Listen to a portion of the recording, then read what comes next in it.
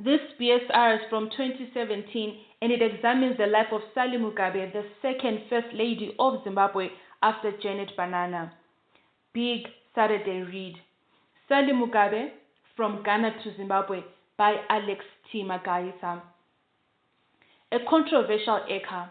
As you drive due west out of Harare, Zimbabwe's capital, there is a large concrete ball to the right and a series of hills on the opposite side of the road. The concrete ball is the National Sports Stadium, Zimbabwe's premier sports arena, built by the Chinese in the mid-1980s.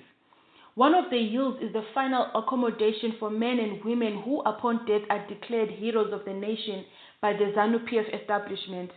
It is known as the National Heroes Acre. It was built by the North Koreans, an uncanny coincidence which replicates the geographical positioning of the two East Asian countries. Initially held as a national institution at which revered heroes of the national liberation struggle who never made it to a free Zimbabwe were buried. The Heroes Acre has become a feature of ridicule in some quarters. This is partly because ZANU-PF has for so long privatized and monopolized the institution, cheapening its status and alienating it from a large proportion of the population. But there are few who still attract national acclaim, the likes of Joshua Nkomo, Herbert Chitepo, Josiah Tongogara, and Jason Ziapapamoyo. Among these more admired residents of the national shrine is Sarah Mugabe, the original wife of Zimbabwe's long-serving leader, President Robert Mugabe. Born Sally Sarah Francesca Heffron, she was known throughout most of her adult life as Sally Mugabe. Yesterday, 27 January, was the 25th anniversary of her death. This article is dedicated to her memory, not only because history matters, but because the younger generation in Zimbabwe and across Africa who know little about her remarkable career might gain some insight and perhaps some inspiration from her story. Her story is, of course, a complex affair about which an essay of 7,000 words can hardly be regarded as adequate, which commends, therefore, that it be read as a starter rather than the full meal. The story begins in Ghana.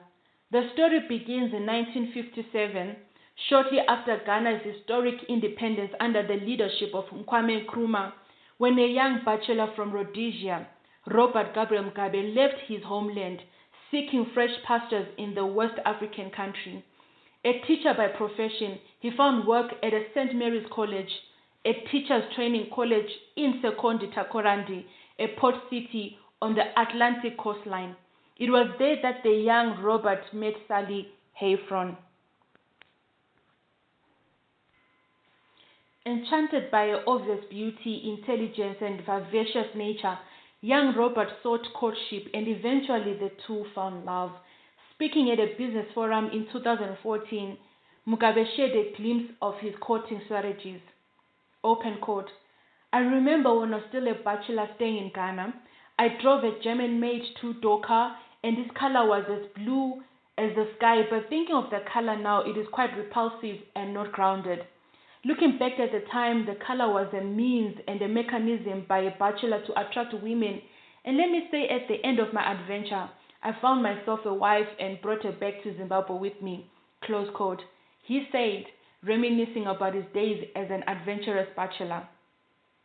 When Mugabe returned to Zimbabwe on vacation in 1960, he found that the political temperatures had risen quite significantly. He took his opportunity when he was invited to speak at one of the public gatherings in Salisbury. There, the eloquent teacher showcased his public speaking prowess and enthralled audiences with tales of how his adopted home, the newly independent Ghana of the legendary Kwame Nkrumah, was establishing a new and better society free of colonial overlords and racial discrimination. He made them see what was possible, that indeed liberation could become a reality in Rhodesia. After this, by various accounts, not least Sifas Msipa in his autobiography, the highly articulate and charismatic Mugabe was persuaded by fellow nationalists to stay in Rhodesia rather than return to Ghana. His bachelorhood, however, stood in his way of assuming leadership. It seemed to be the view that holy matrimony gave a man weight in status and a measure of respectability which were necessary for leadership. Robert Mugabe was an intelligent and articulate young man, but his bachelorhood did not sufficiently qualify him for leadership. They took a dim view of this and sought to rectify it. Apparently, some fellow nationalists conspired to find him a local wife. Edgar Tekere, one of Mugabe's oldest comrades from those days, revealed in his autobiography that Mugabe got into a relationship with a local woman. Her name was Abigail Kurangwa. But Mugabe knew he had also left Sally in Ghana. Tekere wrote that when news got to Sally that plans were afoot to get her a wife in Rhodesia, she quickly made arrangements to come down to Rhodesia.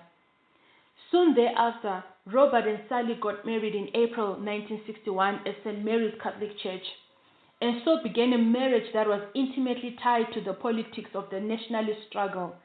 With a young man from Southern Africa and a young woman from West Africa, theirs was an African Union even before African countries gathered to form the precursor to the African Union. Sally must have known from the beginning that she had married into politics and would have to carry the burden of both the man and his politics. Far from it being a disincentive, it is a package that she probably found attractive.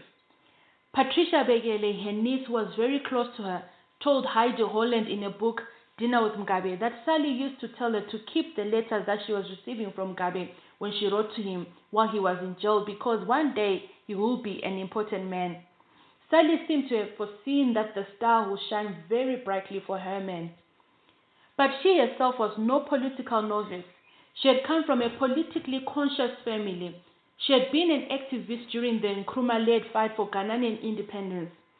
Even as they quoted in Ghana, politics was at the center of their lives, with Mugabe expressing angst at the condition of his people back in Rhodesia, where there was racial domination and discrimination.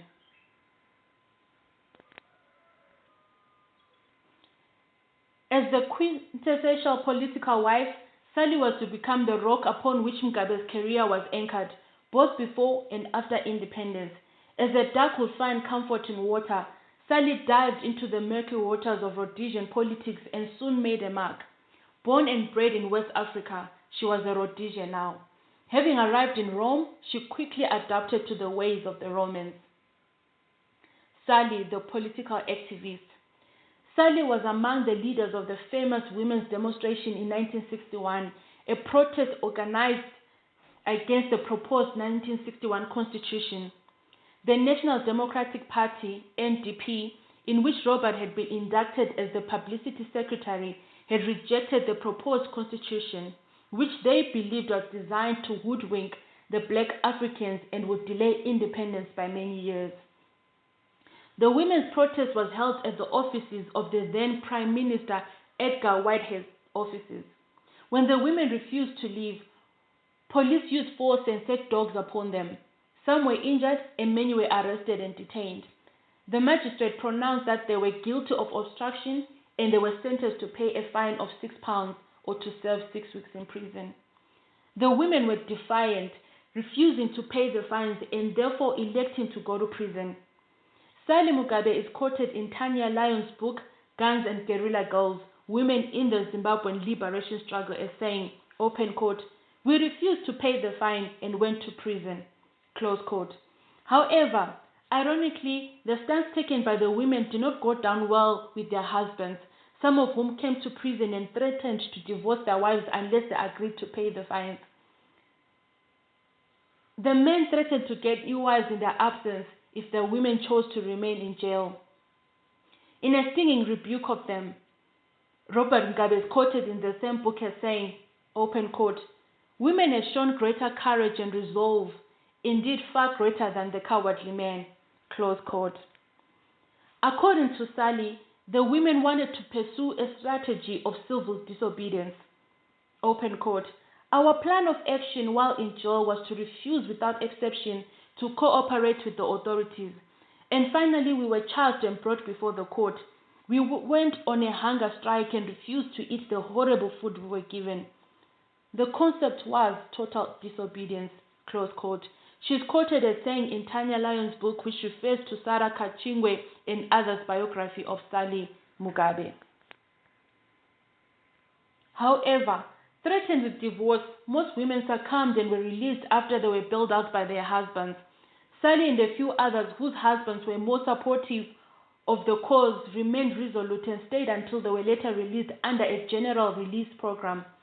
Evidently, even in those early days, just months after a glorious wedding, Sally had already taken leadership and was proving her credentials as a pillar for her husband and his political career. Behind every successful man.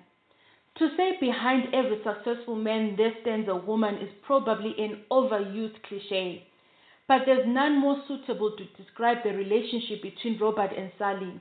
She was there when he entered the fray, she was there too when he languished in Smith's jails, and she was right beside him when he ascended to the throne as the first Prime Minister of the newly independent Zimbabwe in 1980. The romance that had begun under the searing temperatures of Sekondi Takoradi bloomed as Robert and Sally became the power couple of the newly independent Zimbabwe. Sally took on an active and visible role during the Liberation War in the 1970s, supporting her husband, who by now was the ZANU leader. There is a wartime video in which Mugabe and Sally are sitting together being interviewed by a Western journalist. When the journalist asked her what she thinks of white Rhodesians who regard her husband as a, open quote, thoroughly evil man, close quote, Sally makes clean pitch for her husband, open quote.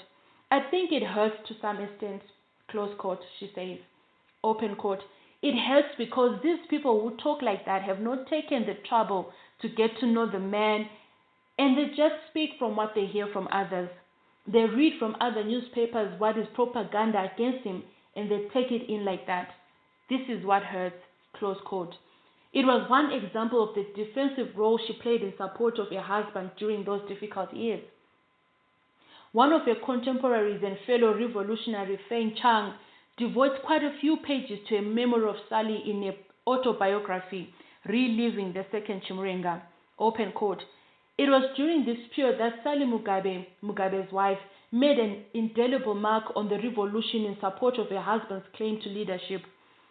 Sally Mugabe was a single-minded woman. She was characterized by an absolute dedication to the liberation of Zimbabwe, close quote, writes Chang, herself an important participant in the liberation struggle and first-hand witness of Sally's efforts.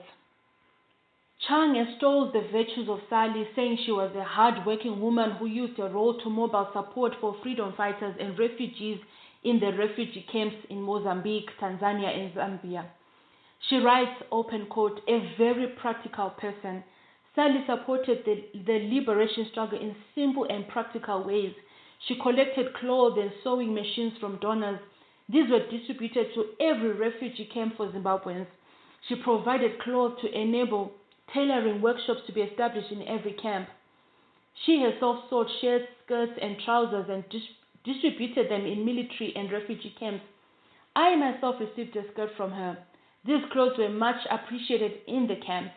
Young recruits in threadbare clothes, often exposing their backs and buttocks, appreciated the clothes she sent, close quote. In his book, Sweden and National Liberation in Southern Africa, Te Sellstrom also points out that Sally Mugabe played a key role mobilizing Swedish solidarity and support for the national liberation struggle. Sellstrom quotes Helen Krutz, who was a board member of SIDA, commented that, open quote, one person more than anybody else who managed to carry home the cause of ZANU and Zimbabwe to the Swedish public was the late Mrs. Sally Mugabe, close quote. Naturally, the work that Sally did gave weight to Mugabe's leadership role within ZANU, especially at a time when there were serious leadership disputes. There was a strong symbolic significance to the support that she was giving to freedom fighters and refugees. She was seen as a concerned and compassionate mother of the revolution, an image that continued to hold significance after independence, which earned her the title as the original Amai Mugabe. In Chang's words, open quote, she was seen as a caring and concerned person who was doing her best to alleviate the suffering of the freedom fighters and refugees. This was an important contribution to her husband's political popularity. Through her tireless work, she created the political image of a caring and dedicated leadership. Close quote. When Mugabe was in jail, Sally played an important role assisting him with books and materials as he studied for his numerous degrees. In her book, Dinner with Mugabe, Heidi Holland quotes an extensive interview with Sally's niece Patricia Bekele, who explains how Sally would gather and send books and materials for his studies. Mugabe spent his years in jail studying for his degrees and teaching fellow inmates. His current deputy, Emerson Mnangagwa, was one of his students. Sally spent hours in London libraries collecting books and sending copies to Mugabe. However, according to Bekele, since some books were banned in Zimbabwe, Sally would meticulously and painstakingly copy sections from the banned copies by hand and send them to her husband in jail by surreptitious means. Open quote. She would paste copies into a toothpaste box in the hope that the warders would not spot it. The time she spent copying these notes to him in the library was incredible. It was clearly for love, sheer love, close quote, says Bekele. Losing Namo. It is a truism that no parent should ever have to bury their child. It is even worse to have to do it alone, to carry the burden of mourning without the other parent. This is the unkind set of circumstances that befell Sally in 1966 when their young child died. Robert was in jail back in Rhodesia when this happened. Robert and Sally had been blessed with a baby son in 1963. They called him Namo Senyika, the nation's troubles, in reference to the troubles that their country was going through and the challenges the boy's parents had to carry. According to Patricia Bekele, when Sally's mother asked why they'd given him that name, Robert explained that his parents had to live separate lives on account of the country's troubles, a nation they were fighting to liberate, and therefore it was befitting. When Mugabe and other nationalists returned to Rhodesia from Tanzania where they had sought sanctuary, Robert and Sally agreed that she would take their son to Ghana. Sally could not return to Rhodesia because she would have been arrested, leading to separation from her young baby. When they left Rhodesia, Sally had skipped bail and there was a warrant for her arrest. Going to Ghana for a while to stay with their parents was a suitable option which they agreed to take. Sadly, young Namo's candle did not burn for long before it was quickly and cruelly smothered. The boy did not live long. He contracted cerebral malaria and died in December 1966. He was only 3. It was a terrible tragedy for the young couple, Robert and Sally. What was already an unbearable tragedy was made worse by the refusal of the Smith regime to grant Mugabe permission to go and join his wife to bury their son. This blow was more brutal than the hand of death itself. It left Sally, the young mother, to carry the burden alone. Robert's brother Donato made the long trip to Ghana to comfort his sister-in-law. Donato became Mugabe's representative in the darkest moments of his family life. For when Sally died in 1992, it fell upon his shoulders once again to fly to Ghana to be the messenger of the sad news to her family. Patricia Bekele describes Sally's situation at the difficult time when their son died. She's quoted in Heidi Holland's book, Open Quote. When Mommy got the news that Namo had gone, she just screamed and screamed. Then she was sad for a long time, so sad. She was also very sad that Uncle Bob had not been able to see more of Namo. I remember how much she cried again when she heard that they wouldn't release him from prison for the funeral. She became quite bitter against the white regime after that, close quote. It obviously hurt Mugabe too, and although he appeared to be more forgiving towards the white regime in the early years of independence, his actions later suggest it's a bitterness that never left his heart. This account of this terrible time is corroborated by Malcolm Fraser, former Prime Minister of Australia, writing in the Australian newspaper on 17 April 2008, explaining why he had backed Mugabe in the early years. He cited the magnanimity that Mugabe had shown to his former jailers. He wrote that when Mugabe's child was seriously ill in 1966, an English bishop had offered to, open quote, play hostage for Mugabe in jail, close quote, if Smith permitted, open quote, Mugabe to visit Sally and give support to her because of the severity of the child's illness. Smith's answer was a blunt no. It was a communist trick. He would have none of it, close quote. The English bishop made the same offer when the child died, offering to play hostage for Mugabe in jail if Smith allowed Mugabe to be with his wife at their child's funeral. According to Fraser, open quote, Smith's response was as blunt as before. He had already said that it was a communist trick. The fact the child was dead did not alter that, close quote.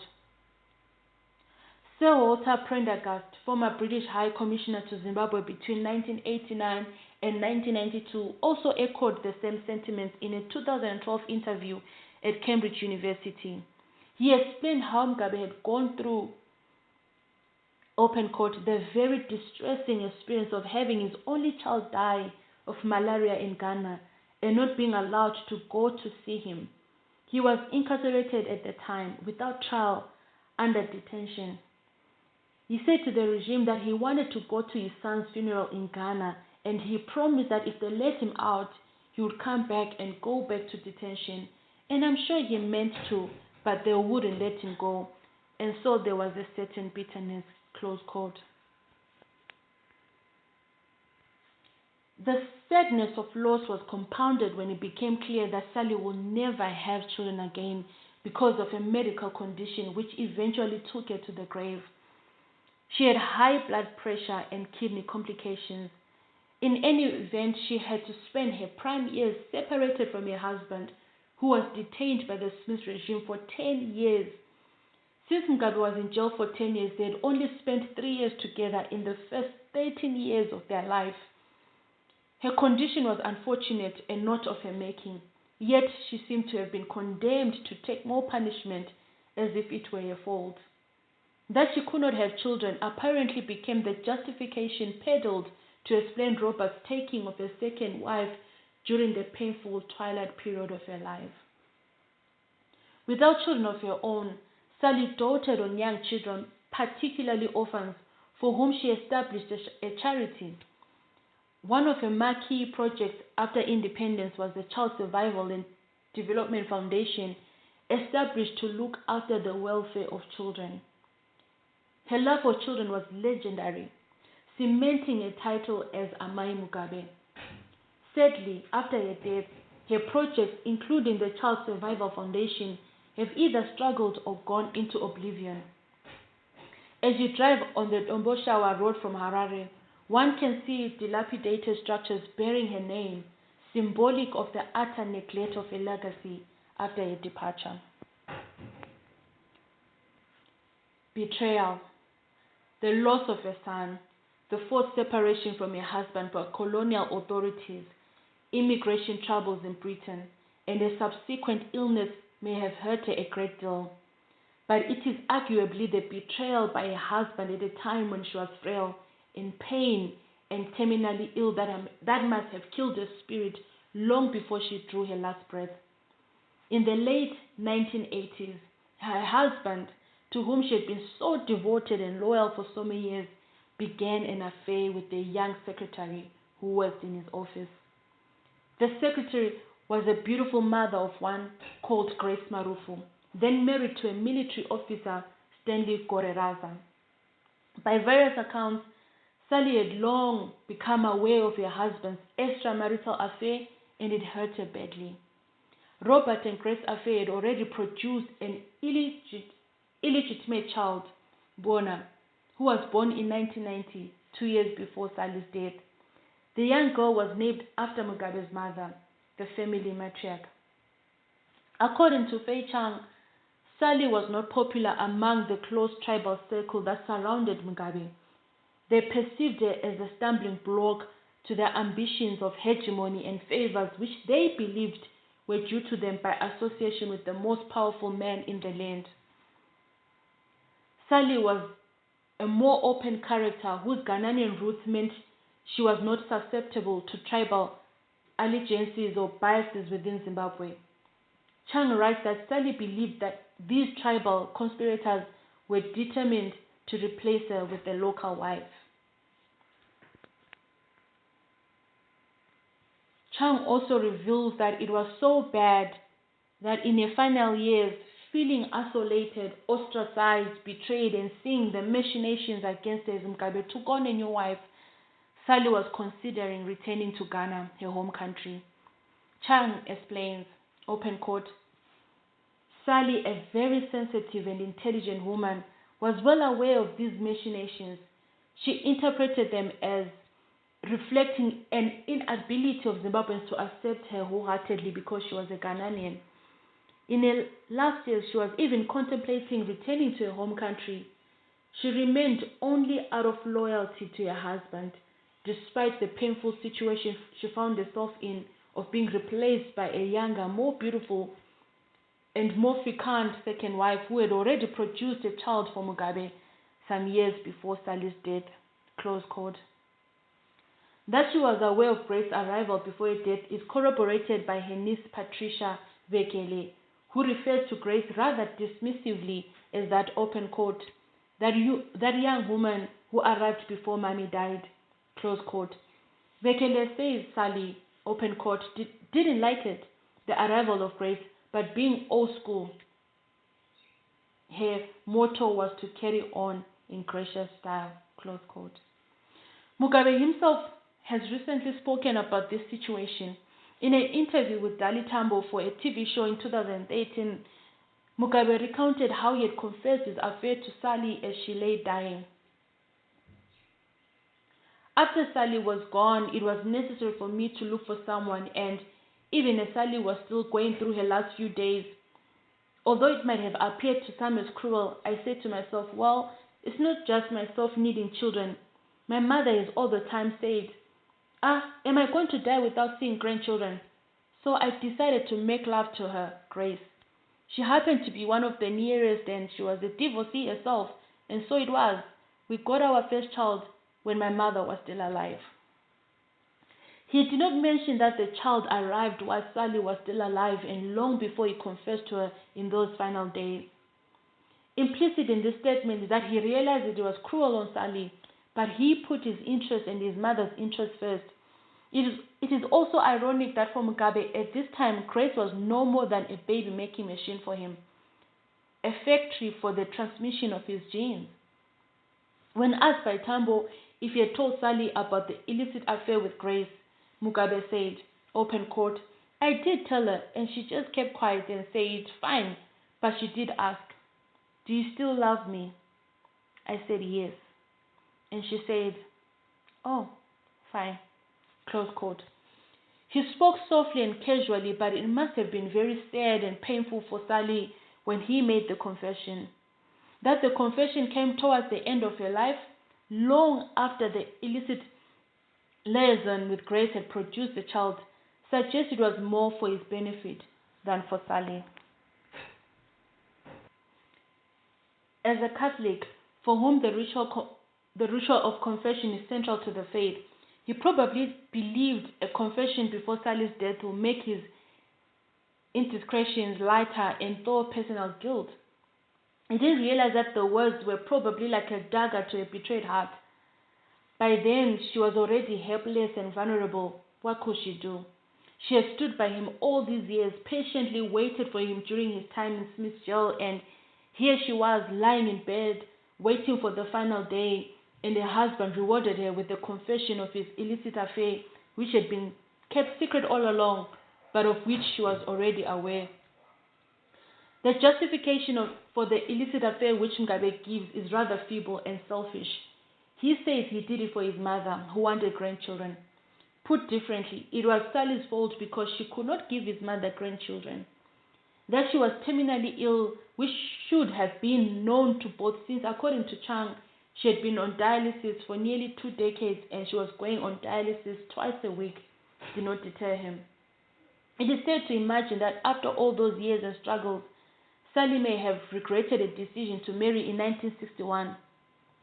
Chang recounts how Sally had told her that the white magistrate who registered the marriage when she first came to Rhodesia had warned her that polygamy was commonly practiced among the Africans and that she should give it serious thought and consideration before committing herself to marriage with the Rhodesian.